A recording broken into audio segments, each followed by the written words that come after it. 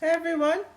For today, I thought we'd do a watercolor leaf project to give leaves some love because we always talk about flowers, but part of the plant is leaf, and it's a good project to do. It'll add even more interest into your overall painting, and they're just as fun to do as the flowers are, believe it or not.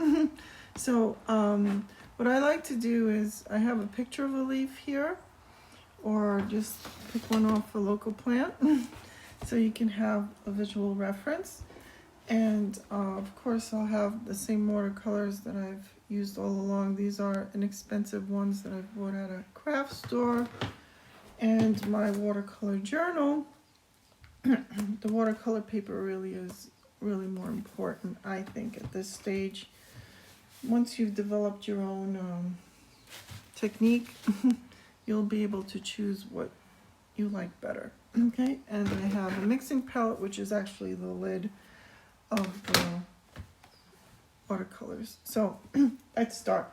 So I have my reference here is the leaf, and I like to look at it for the shape. It's sort of, kind of a heart-shaped thing, of course, and then there's all kinds of greens going on here.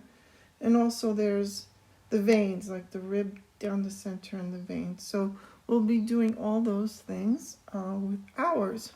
So we're using the wet on wet technique, which is really lots of fun to do. So I have some clean water in my brush, and what I'll be doing is painting the shape of the leaf just in water. Okay, so I go down and just paint it in water on the paper. And I live in a very dry area, so I need to put a fair amount of water down, have it down there. And then also the stem, don't forget that, because that's just to the whole thing. Okay, so hopefully you'll be able to see this.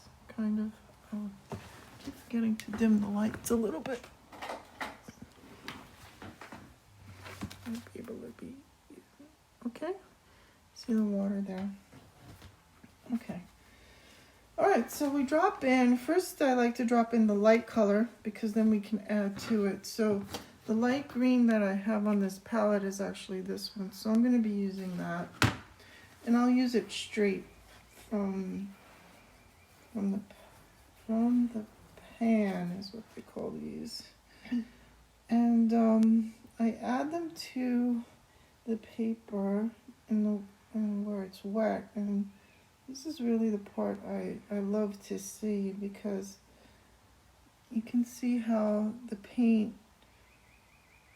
just moves on its own. And if you're not getting lots of movement, what you do is add more water. So I would like to get more movement out of this. Like I said, I live in a really dry area, and the paper just soaks up all the color really. The paper soaks up the water very quickly. So it's sort of like you have to do a wash first to moisten the paper, and then you have enough to paint with. Because watercolors, you need water. Okay, so here you can see how the water is moving down through. Okay. And so we'll just keep on adding the color.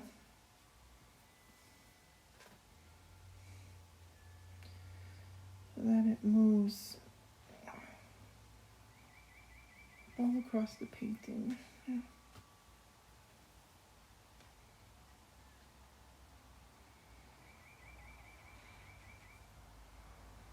Like watching it spread. Yeah, and in our little picture here, it is darker on top, and then it goes sort of light in the middle, a little bit darker on the end. So we can definitely mimic that by even just using this light color, but we'll be layering it with other greens. So I think this is a pretty good coverage right here. So now I'm going to use a darker one. Okay. So now the greens I have is sort of like a medium green and then a blue green. So let's go for the blue green. Let's go for that. Okay. And I like to add them where the darkest part is. So of course the darkest part was up at the top, and then we had it sort of on the bottom too. Okay, and then sort of on the edges. And again, I don't see now a lot of movement of this paint. So I'm going to encourage it with water. I'm going to use just clear water and add it into painting.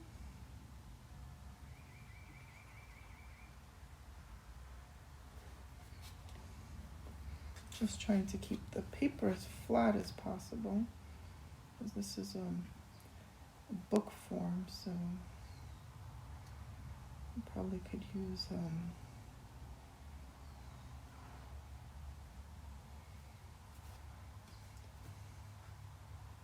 kind of a file clip or something to get it to stay down.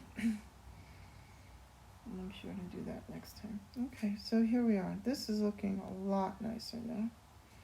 And I'm even adding the stem.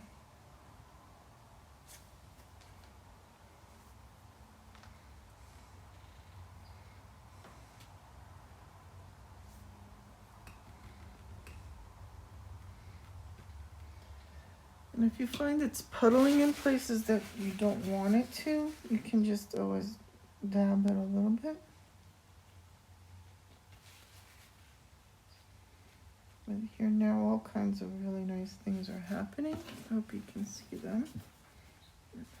It'll start running now. Okay, there we go. Okay, so part of our picture here with the leaves is that they have the rib down the center and then the veins. And there are a lot of ways of doing that. I just like to use like a little skewer, a very thin, or you could use the end of your paintbrush. This one's not thin enough for me, but so what I do is I start at the top, and then I try to follow down the curve of what I think the leaf will be. So I just run it down to meet where the stem is.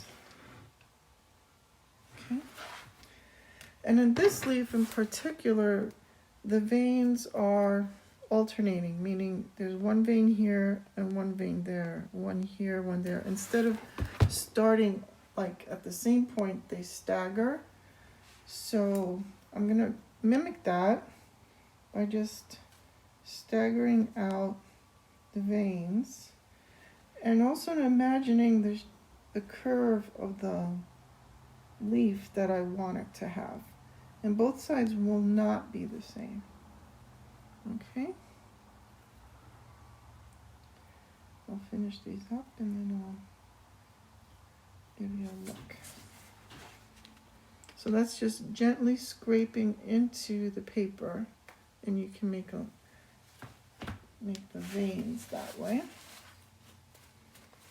Water ran down, that's okay. Okay. So now you have a leaf with a lot of character, really. And we can add a little bit more by changing up the colors. Like, we can put a little more light in the middle, I think. We'll put some yellow in there. How about that?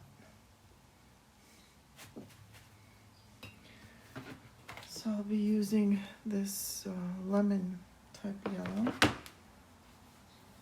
Let's see how that goes. And I'll drop it into certain places, like I think it might be like almost like a highlight. Excuse for my voice.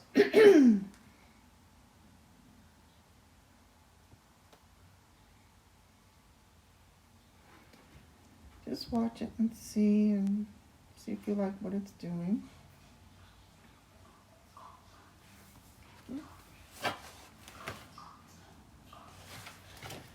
And then I'm going to add some of that light green again.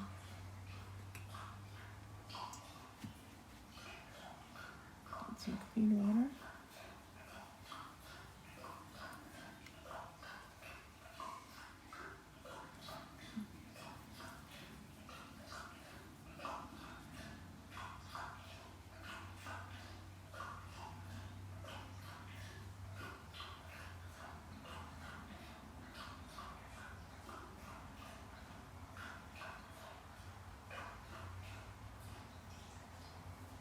Okay. So, that's how it looks now. What we can do is moving it around with the paper. But again, if it's too blotty, whatever, too much water you feel, we can always tap some in. Tap it in.